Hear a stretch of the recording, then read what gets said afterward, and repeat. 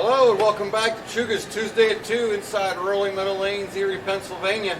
Next Level Pro Shop. Check us out on YouTube. Subscribe to that channel. Here today we're following up on the decades and we're at the 2000s. I joined the tour in 2001, so this is pretty much my whole career since then. And the game really hasn't changed much. I'm sure there's more oil in the lane. The covers are grabbing that oil a lot faster, but really the whole concept of it hasn't changed. So rather than drilling bowling balls from the 2000s and the 20-teens, I figured we'll just go ahead and go to the modern equipment. So I brought out some new ones today, some of my recent favorites, as well as some that came out just a short while ago that I haven't gotten to throw yet. So we're going to go through those today. I actually did tape them up, so you don't have to waste any time watching me tape my thumb holes. They all feel pretty good. We'll go through a little bit of that and then some memories from the 2000s, my tour days. But another reason that I'm not going to drill balls from the 2000s is because, well, the majority of them, like my baby here that I won my first title with, have cracked. So I don't have that many special balls left from that era. But yeah, when we went from the mid to late 90s and that Nitro R Squared and Turbo X that I featured last week into this era in the 2000s, really what's going on with today's balls isn't a whole lot different. A little better cores with being shaped to accommodate the size of the holes, and of course the covers are really getting after the oil a little bit more. But the whole concept of it really hasn't changed. The reactive era made that big advance where the whole game has changed, and we haven't had a really revolution like that since the 2000s. So, without any further delay, we've got Larry Click back there on the controls. Got some great technology advancements. Hopefully things are going to sound and look a little bit better. But he'll also be watching the feed to answer some questions and get a little bit more of an interactive session today. So I'm going to throw some new ones. This first ball I'm going to warm up with, Track Proof. Dave Wadka is really proud of this one, so I'm going to give it some more time.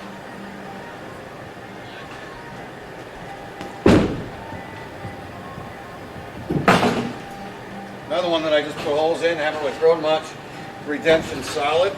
This is a pin down about 4 3/4. It's not really safe to compare this ball to some others with the pin-up drillings, but I still have to build an arsenal, so there's always a good purpose for a good pin-down ASIM in the back.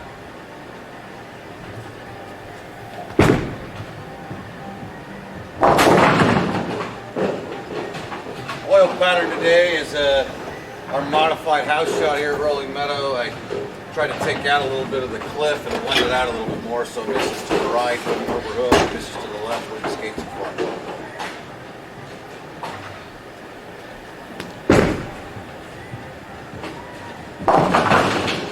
There's definitely a lot more oil, well not a lot, but a little more oil on the outside than our leak shot. That would have cooked a lot sooner and a lot harder on the leak condition. Still 21.1 milliliters at 44 feet. The end of the pattern's buffed out pretty good, so nothing tricky, but more of a blend.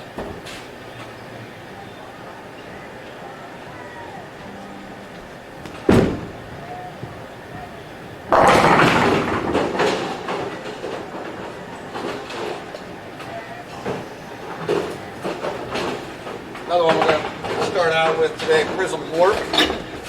Big fan of the Brunswick Prism Hybrid.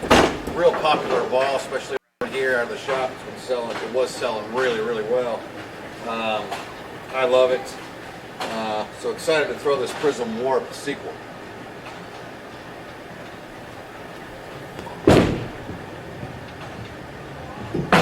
I don't feel like shooting spares yet, so I'm trying to cycle some full racks.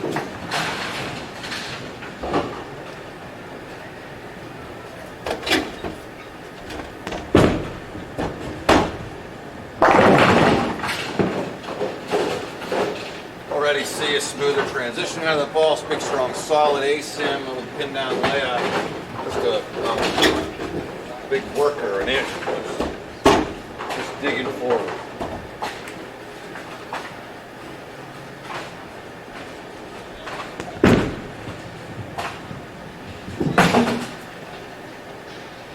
got a purpose for one of those bolts back.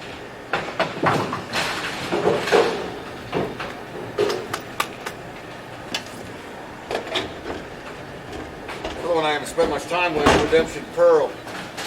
Just, pin up, probably a 4 3/4 or so. Should be somewhat angular in the back.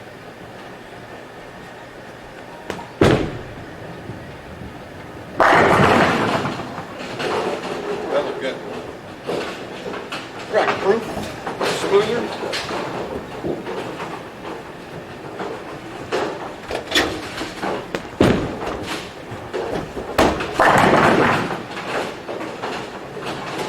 Twist.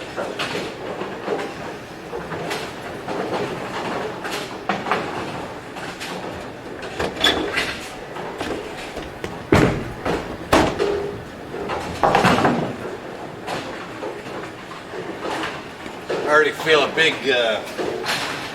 difference even between the Nitro R Square and the Turbo X. These are bigger engines, heavier roll, stronger covers. Even though we got 70% more oil than last week on the lane right now, and these things are creating some shape.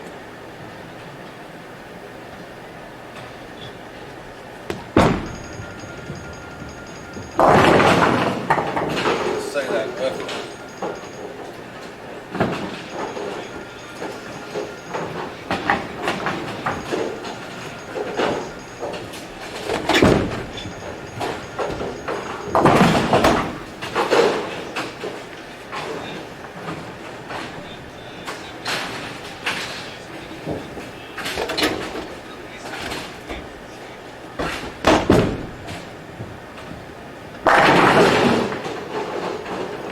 It's definitely going to be in the benchmark realm.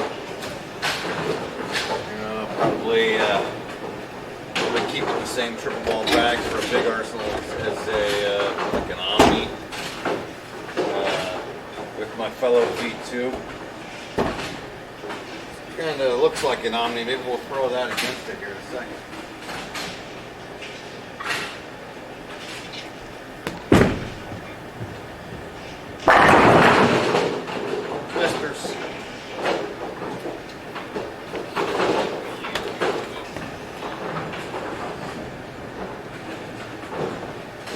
Nice. Can't do it. Can't do it. Let's throw that on.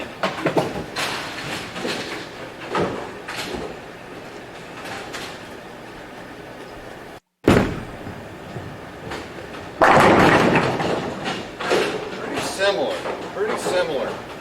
It's the track proof.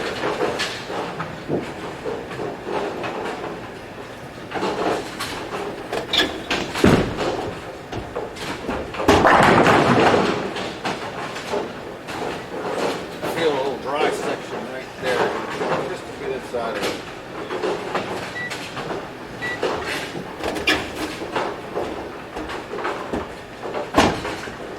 Track proof.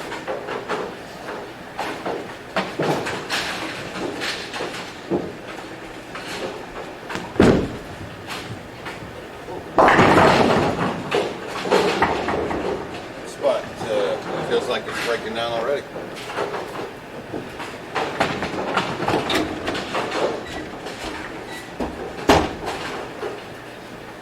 They have a night on me.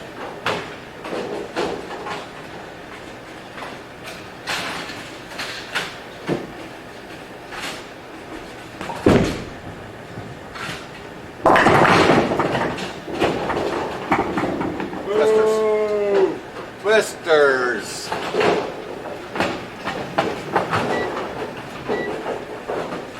Track proof. Move in some more.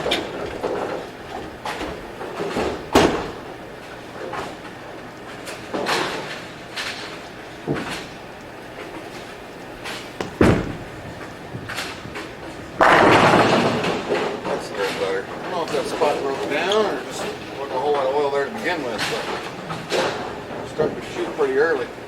Omni.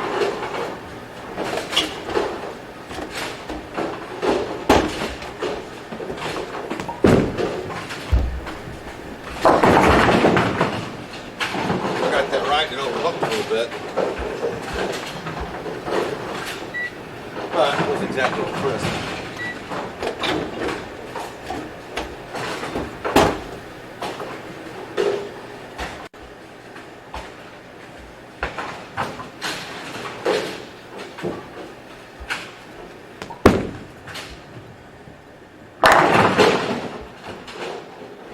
The Omni might be a pinch bit sooner, maybe a pinch bit stronger. We'll try to throw the proof of the same line.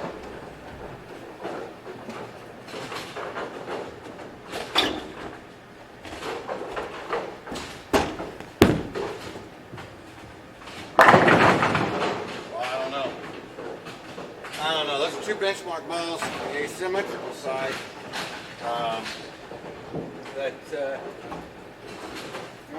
Pretty simple, strong, simple, round, nothing crazy. The layouts are really close. The Omni's pins up a little bit higher, but probably the same distance from my axis. Benchmark balls, great pieces. I think you, honestly, pick one or the other. You'll be happy for that tool in your bag. On the big A7, let's throw this Prism Warp a little bit.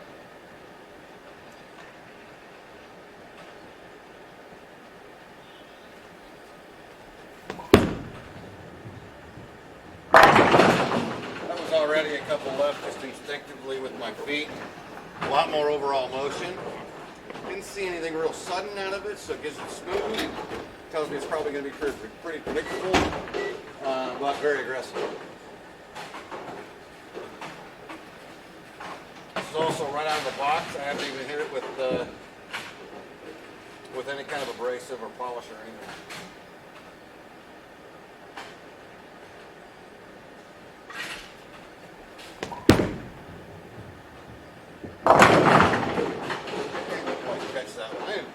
I don't think I did a very good job taking the thumb off.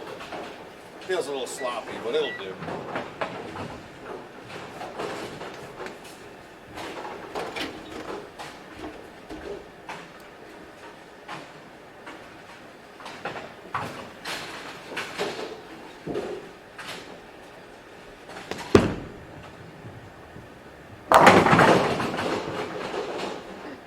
Might need freshening up a little bit. It just seems like maybe the oil's getting on top of the cover a little bit. It's not giving me the kick I want.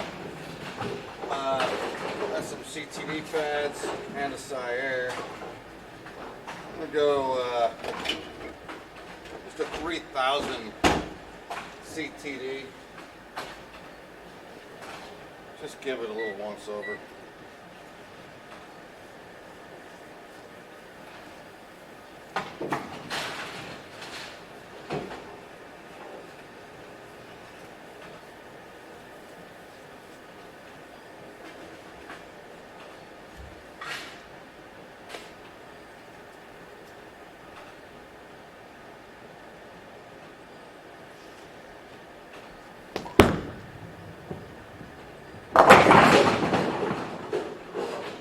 Got it in a little bit, but still not quite kicking as hard as I want to see. Maybe I go with this Redemption Pearl on the same line.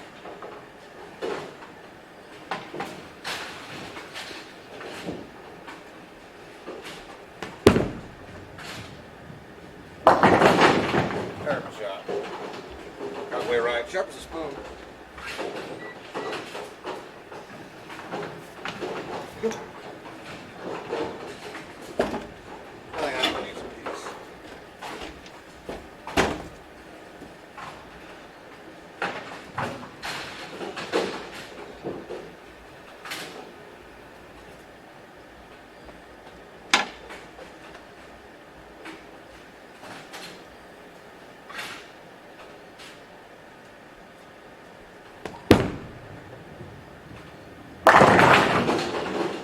Harder on the spot, noticeably.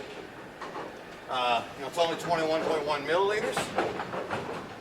Perhaps I could hit this Prism Warp with a little more surface, but I'm going to leave it alone. And I was just in this situation, choose the Redemption Pearl because it's given me that look in the back.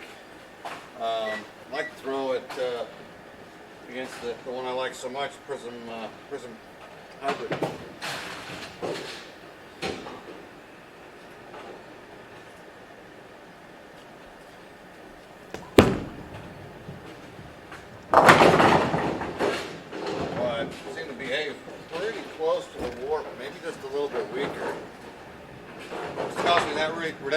title's really got some get up in the back end. That one's going in the bag. One more with the Prism Warp, or I'm sorry, with the Prism Hybrid.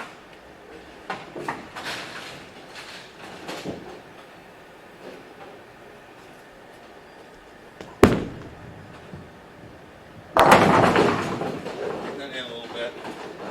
Thumbs down, that one might need some tape.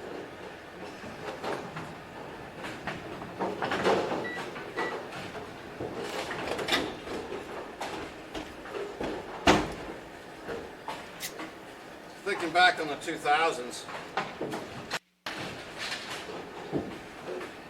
obviously the big memories of my two wins in 05 and 08. So since we're supposed to be talking about the 2000s, here's some fun memories of the 2005 win, November 13th, 2005.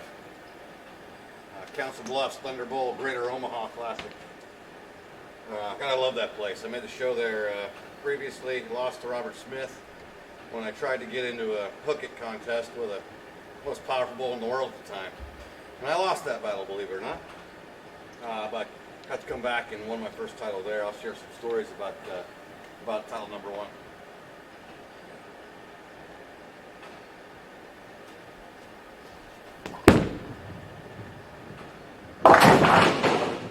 Boy, is there a spot that hooks right there.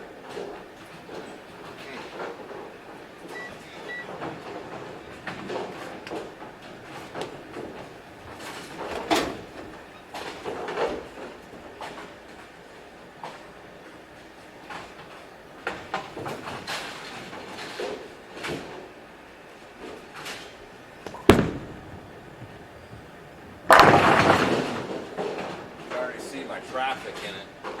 If I had it over again, I'd load this pattern up a little bit more. It seems to be a trend here on Tuesdays at 2. Every pattern that I've designed so far, I think, was a little bit light. The Hans pattern, the displacement of it, the speed of it, it plays quite a bit different than what I've got here today, and they're breaking down pretty quick. So if I had it over again, I'd probably push it up 23, 24 mils. Add a little bit more in that 15 to 25 foot range.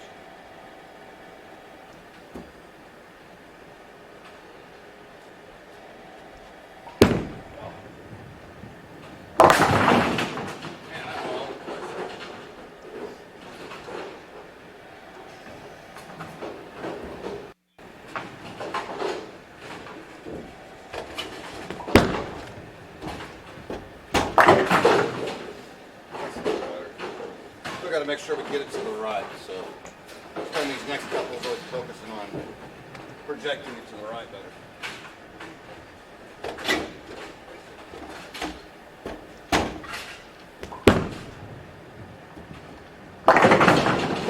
All of a sudden that President Hybrid is enough, so this pattern still might be too clipped up to my liking, so I'm going to modify it again and see if I can get a perfect pattern where I can just throw it anywhere.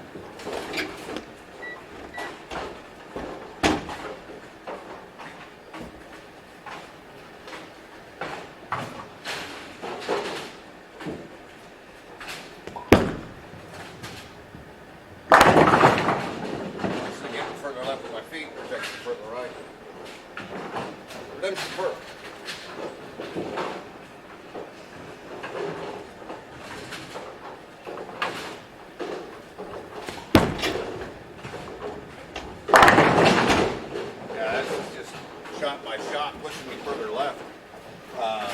We've only got through half the rack so far. I guess before we move to the next one, we get some of this redemption solid pinned down. A ball like this, layout like this, I'd be using to go at them a little bit more forward roll. So I'm gonna move my feet right, get up next to that dry, try to tumble it at the pins.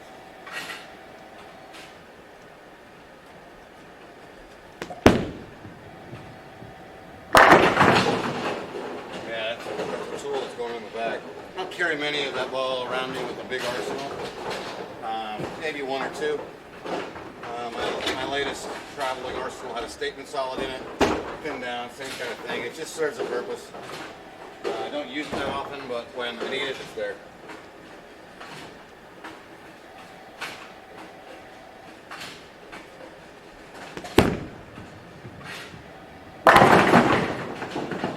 way I'd attack her by now, actually. So, anyway, a little break from bowling. Let's talk a little bit about the title from 2005, Vapors. One thing that I remember was coming up with the game plan the night before, knowing that I had Traber the first match, and he was going to be playing to the right, obviously Adam. I was going to try to camp out just on top of him, just to the left, with the same angles, at least so I could disrupt his hold or slow his ball down to where his carry got goofier as the match progressed, and it worked.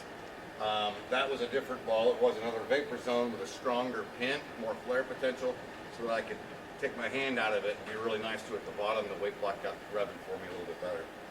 And then into the championship match, knowing what the rest of the show was looking like, the goal was get left of whoever. Get left of them, circle that back end. That bowling center for me on that distance of pattern, which I believe was 39 feet, I could hook as much as I want. There was a little trick that I had on Chameleon for a couple years in there that what looked like out of bounds for everybody else, I was able to get my feet left and use that as out of bounds as almost as hold. I was opening it up so much, and as soon as Traber and I got that track burn up, I could get as far left as I wanted to and hook it as much as I wanted to, and as long as I could put up a big enough game against Bill, because I knew he had a pretty good hook too, I could win, and I got fortunate to throw the double a 10th and do the flop. The day the flop became immortal, 11-13-05. So, yeah, that was a quick story about that one. Looking back into these, the new ones I've got are, we're going to take this guy out, and we'll talk about this guy next. We've got the Columbia Outlook, Hammer Fugitive, Columbia Authority, Track Latitude, and I've got my favorite V2 and Black Chaos here to kind of compare these. Definitely looking for longer and less, maybe a little bit more angular out of this Fugitive.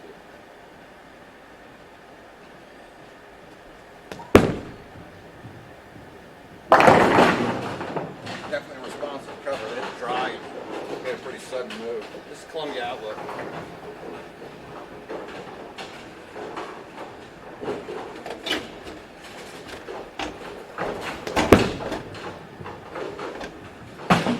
Ooh, something about that ball makes me feel like I got extra revs. Columbia Authority.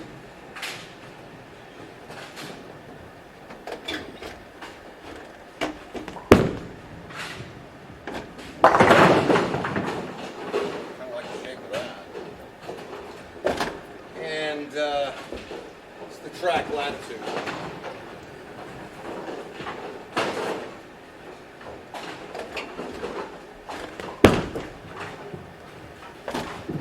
That one's going to need colored in. I don't like that one. That'll be getting the black magic marker here soon. Hammer Fugitive.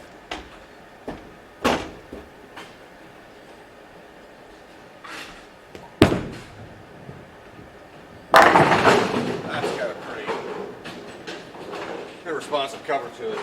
I'll be looking into that. I'm just catching my eye a little different. Outlook.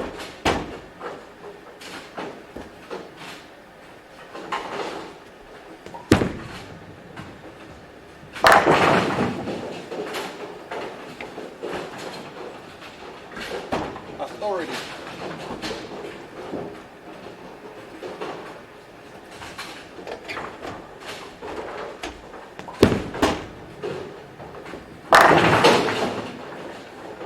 I think I got them tubed right now.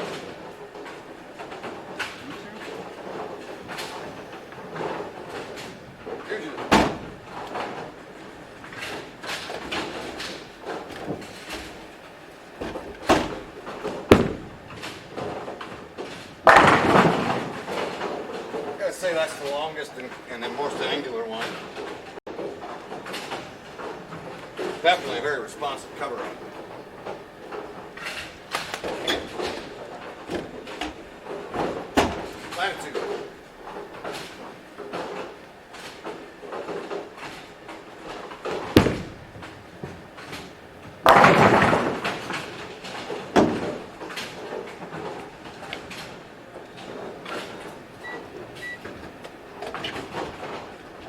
Outlook.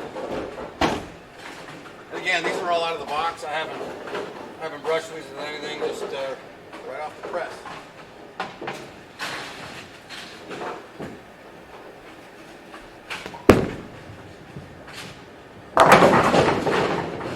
One might be a little sensitive to oil. It might need brush. Authority.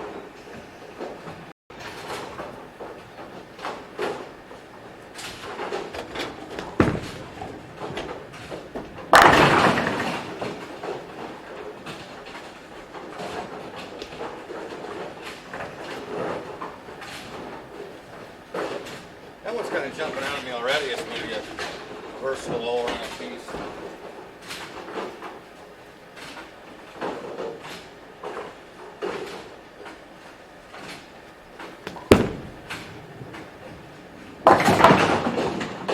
Maybe a little slow. Go back to that Fugitive.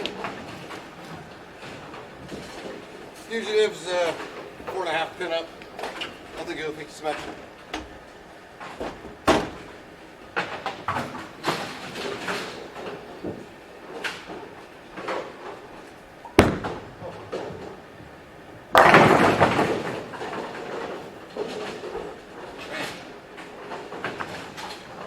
I think Jake drilled one of those and really liked it, Larry.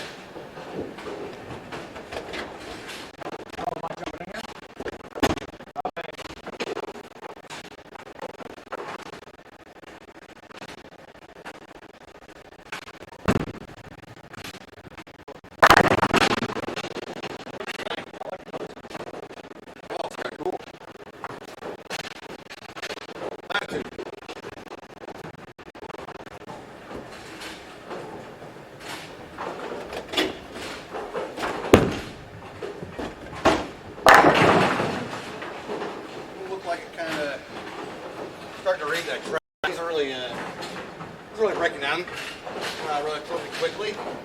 I did strip and oil lane 17 twice. You know, we had a few weeks there only putting 8 milliliters one week, 13 milliliters on the next. Get that brush saturated with some oil in the oil machine. I did strip and oil them twice, but I think we may have needed a little bit more buildup. I'm going to guess that lane 18 is going to be a little bit tighter, so once I feel we get them striped too bad, I'm going to move over there. Throw a couple on what might be a little bit more volume, a little closer to what we targeted. But I want to throw some more of this Authority.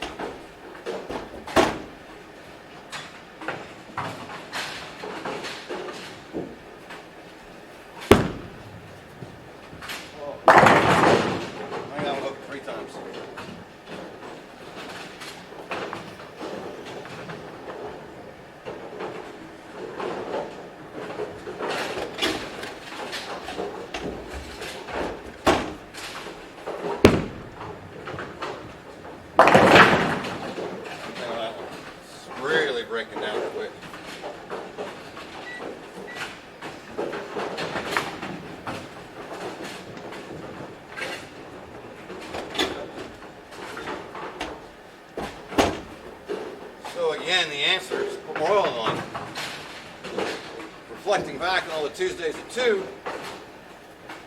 I was born in 1976. So we started with 2 balls from one we believe was 78 or 79. I have to double check the serial number, and the other was 83. So late 70s into the 80s, we've got the rubber and the polyester cover stocks.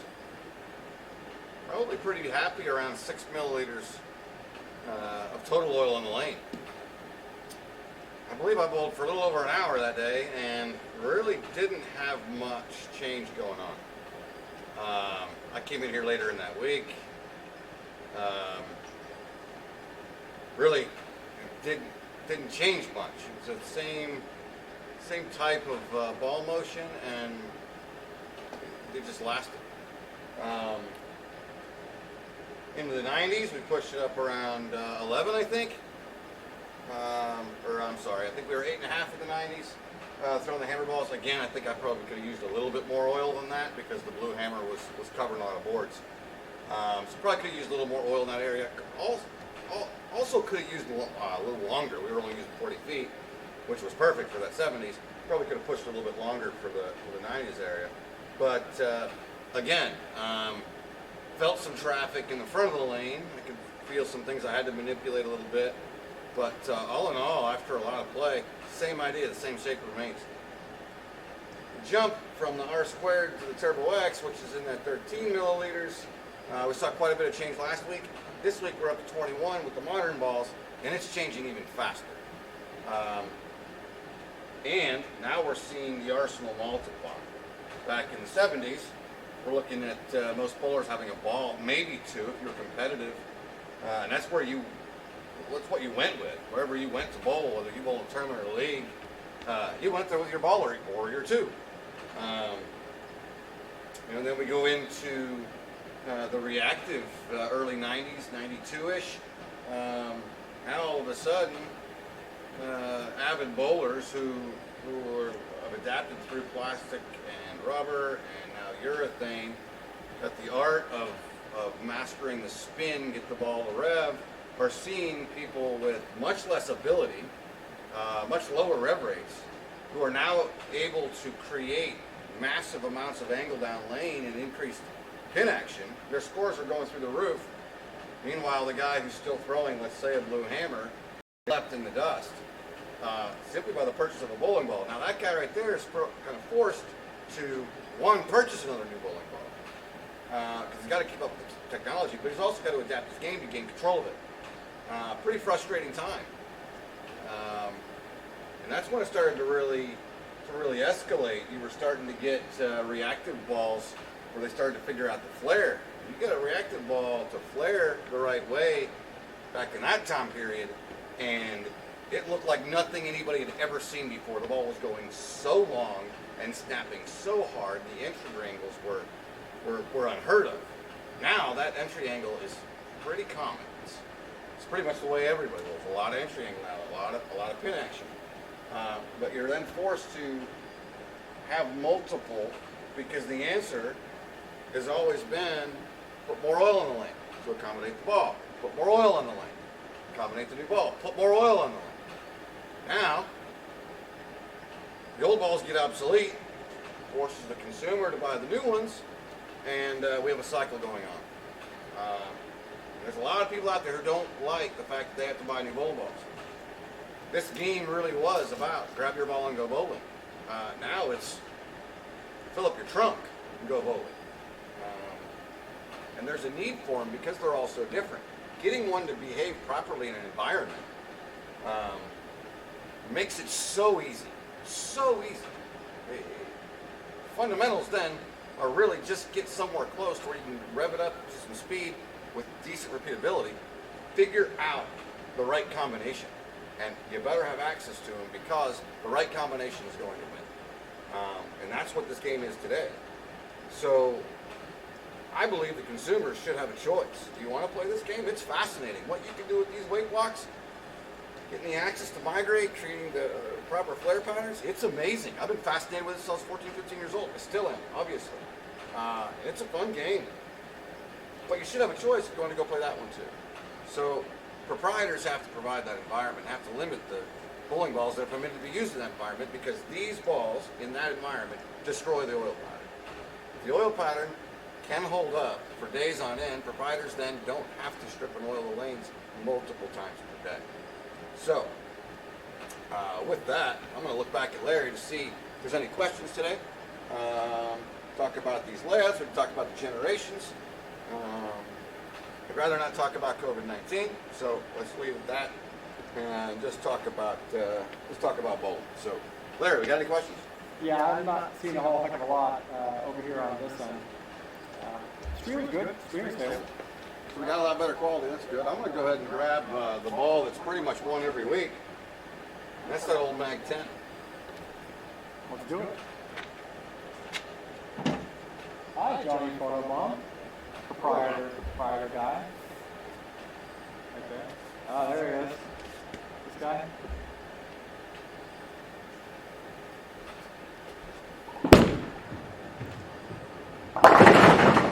Say it ain't so. I always thought the 9B Blue Hammer was the greatest ball ever made. I might be wrong. That ball hooked plenty.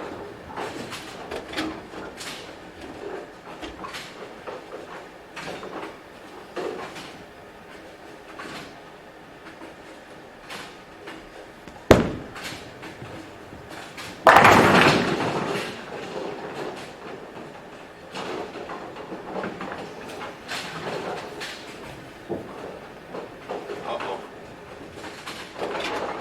I'm not even gonna wipe it off.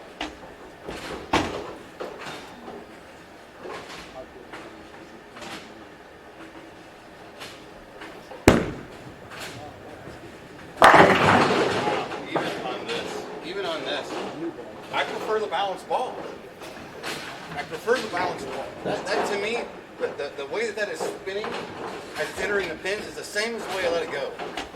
Very little difference. Stuff's not wobbling all over the place.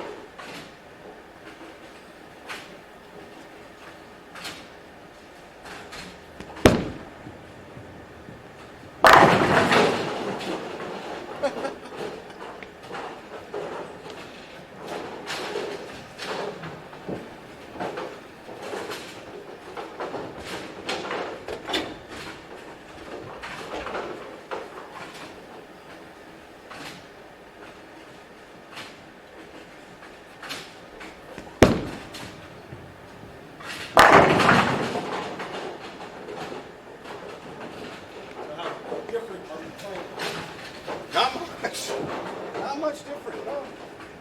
Oh, the difference between this ball and those balls? The difference between those balls, well, we don't measure in boards at that point.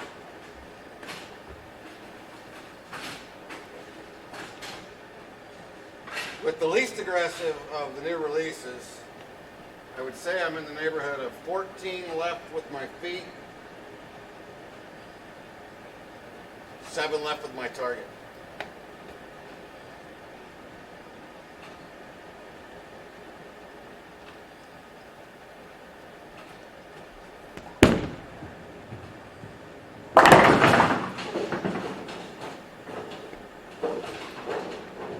Man, if I throw that thing good, it just perfect.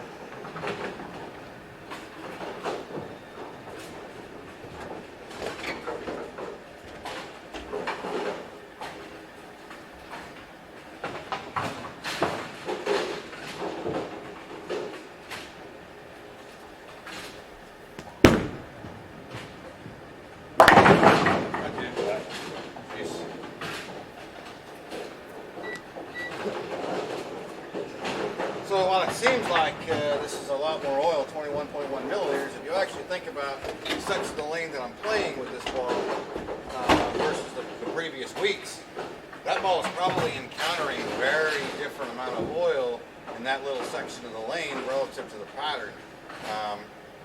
There's just not that many hits at that part of the outside. So if we got just enough friction, which there are no more rules about a minimum amount of oil across the lane with the USB-C, perhaps we can break it into sections to where a ball like this could be used on a regular basis without having to deal with traffic from higher rev players using these modern balls in the middle of the lane to stay to the right of it.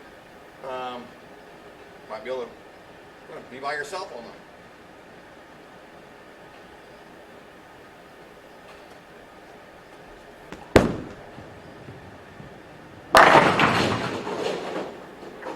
Well, that's special. I wish I got to compete with one of those.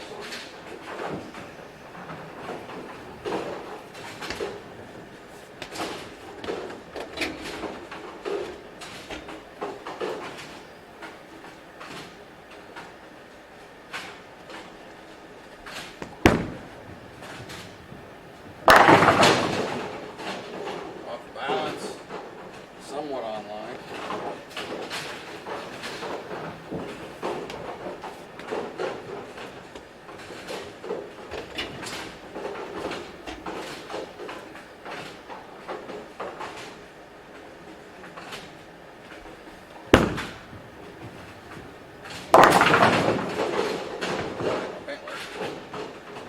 Sharp as a spoon.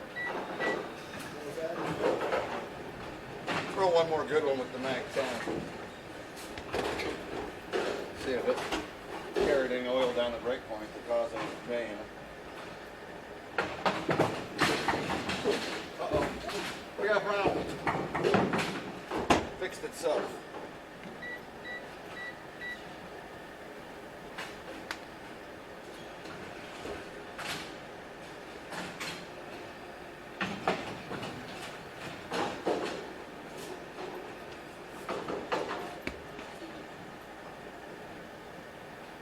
Oh, get it. There it is.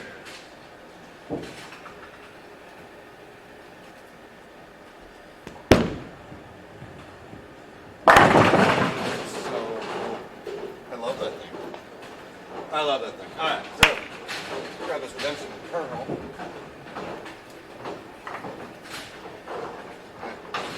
It reminded me that staying to the right. We're supposed to be talking about 2000s. Let's stay to the right. Taylor, Michigan, 2008, November 16th. Showed up early to the bowl. The practice lanes, the warm-up lanes on the opposite side of the bowling center. It was a two-way bowling center, so you had lanes going opposite directions. Warm-up pairs were on the opposite way. And I saw a little something out by the gutter, ball kind of peeling off a 1, 2, 3. I got excited, so then maybe they threw me a bone. So as the players started to come in, I migrated away from there. I didn't want to show my cards. Told my buddy Larry, who's back there on the controls, that I think we got a little something out by the edge. Kind of looked at me funny, can't play there. I said, I know. So move over to the TV pair, and I threw one shot and saw it peel off the edge, threw it on the other lane, saw it peel off the edge, sat back down and said, I'm not throwing anymore. I'm going to let the rest of the guys on the show and step ladder kind of tear up the middle of the lane, do their thing. I had a good feeling that it wasn't going to go well, and I was right. They ended up making a mug league for each other. So my plan was I was going to duke them up the ladder. A little trick I learned from Norm about feathering it from the outside, backing your hand out, just kind of tumbling it end over end, and add some feel in there, a little here, a little there, but feather it so that you don't stripe it, and then also so that you slowly break it down so that it lasts all day. So I run the ladder with a couple different balls, just a little bit here, a little bit there, a little left, a little right, a little firmer, a little bit of touch, get the title match, and I know my time is limited because just to the left of me is now where all the traffic had built up. So get to the end of that game against Billy. Unfortunately, he didn't really string any, and I hung in there, was able to throw a double for the win, and those moves in the 10th were right with my feet, left with my target, and firmer. Almost solid 8. I went a little further right with my feet, a little further left with my target, and threw it even harder, and put 10 back for the second win. So I don't have to say the name of that ball, but that was this one here, pin up above the ring finger with a weight hole in it. That was kind of my up and Adam Sunday Dukem special layout. So yeah, and that ball actually is still in production. So it's been a good one for that company. My comparable one would be this V2. I want to throw that Redemption Pearl some more.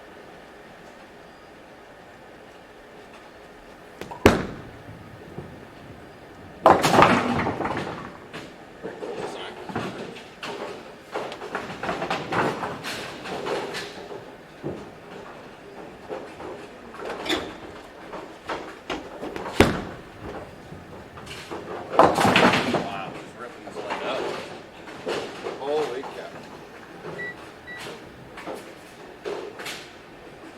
So more oil, you have to strip them and clean them again to get a good fresh condition out there for the next people to follow.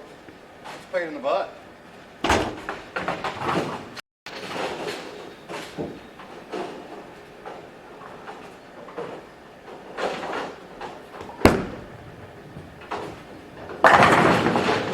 That's already 9 left to where I thought I was lined up to start with. What time is it? 51? Huh? 51? 2:51, so we're not even an hour in, and these things are just tearing up the lane.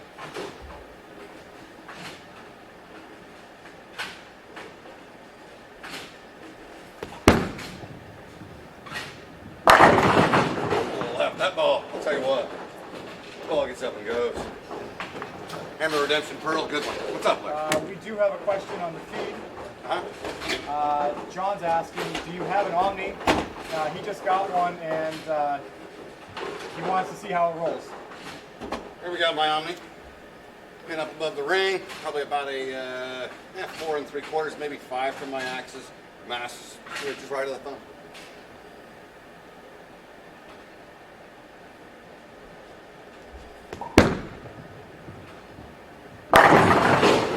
Oh, that hit has been in this bowling center on lane 17 through new lanes, new pin decks, new pins, new flat gutters, tuned up sidewalls, and it still does that on this lane.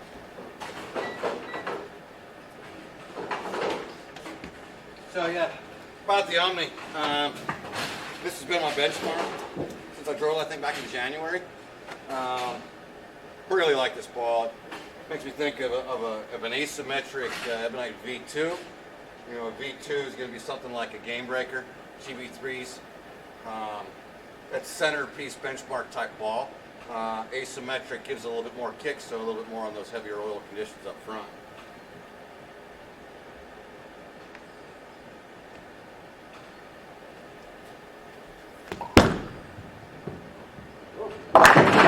That one hit the barbecue spot right there. I did forget to put a board box.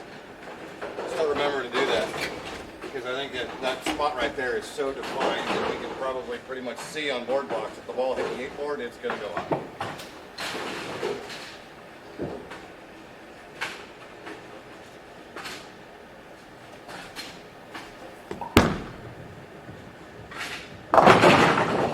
Got that one in a little bit and it didn't get off into the pattern, so a little bit of still of an overwall, a little too much of a top hat in the middle. For the Omni to be perfect, but that's where this Redemption Pearl, it still comes off the end of the pattern just a moment. This is a good one.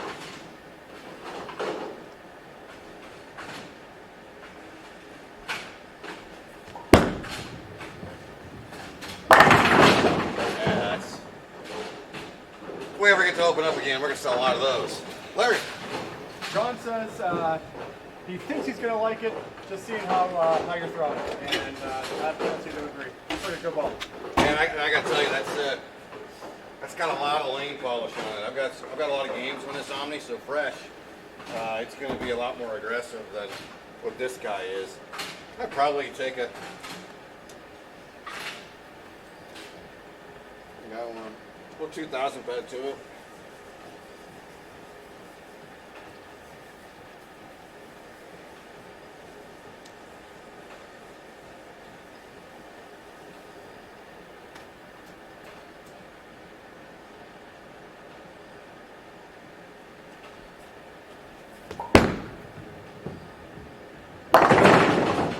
Definitely freshen it up. Get even some more texture. Throw one more.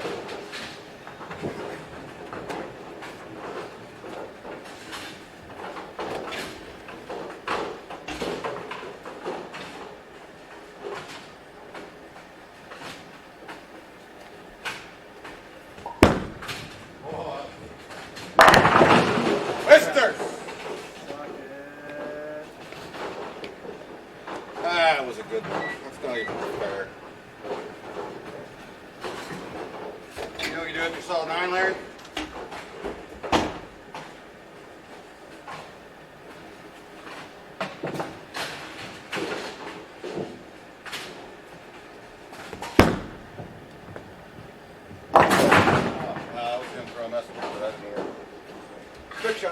5-1. Oh, trick shot? Trick shot. 4 pins, 4 balls.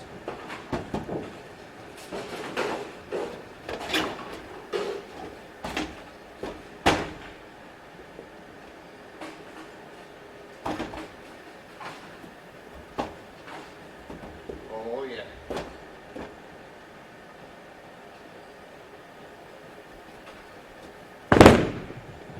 Any of them. That went exactly how I thought it was going to go. Yeah!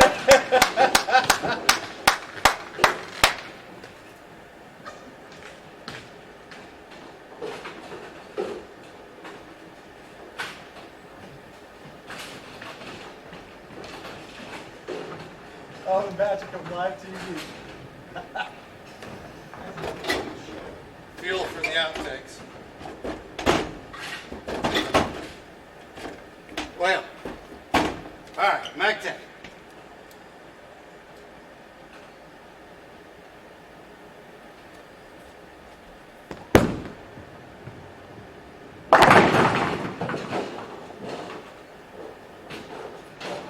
One more.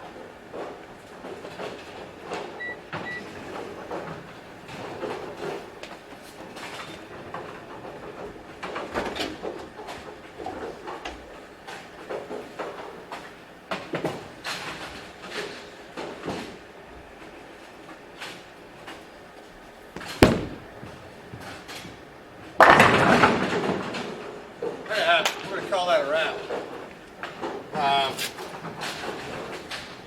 So, hope y'all didn't mind that I skipped the 2000 and 2 teens with the bowling balls. It's really just the same game, just exponentially more of everything.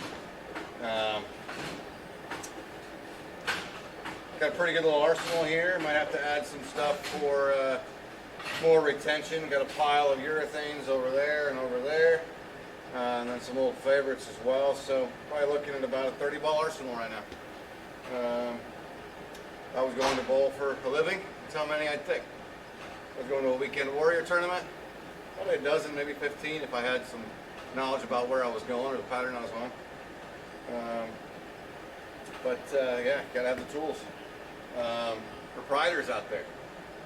There's a lot of people that would enjoy what we call the skill environment, or even with limited balls. If you're strict about limiting the ball and the amount of oil in the lane, you can provide an environment that you're not going to have to recondition the lanes multiple times per day or even per week. What we found with the Tuesday Troopers and with this experiment from the 70s and 80s balls is you can get that balance right, but there's plenty of friction where those balls will hook. And you can make them easy enough. There's still plenty of scores, but it requires much better bowling to achieve those bigger scores. The overall average, it's not that hard. It's actually an easier game because it doesn't change. It's a lot easier to control a less amount of oil in the lane than these massive puddles that we're putting out. So technology has helped us do that. We can in detail break down patterns, make parts of the lane play better than others, but you can't control the chaos of the transition, which is going on now. How fast this ball changed. Proprietors, give your customers the option to play this game, and the only way to do that is to limit the type of balls that are going down the lane. Check out skillbowling.com for some information on the skill bowling environment, how that's controlled, where the concept comes from, and also check out the Team Masters, an incredibly great tournament run by Killer Bee Productions. It's one of the junior tournaments that I will always follow because it's in that skill environment. So bowlers are out there. Go try the skill environment. You're going to find that you're not going to need as many bowling balls. You're going to deal with a lot less change. It's much cleaner. It's cheaper. Easier to understand. Your bowling balls won't die. So that being said, thank y'all for tuning in. See you next week for Tuesdays at 2. Go over to the YouTube channel, Michael Chuga's Next Level Pro Shot, and subscribe. We got some fun announcements coming and some content on the way. Check it.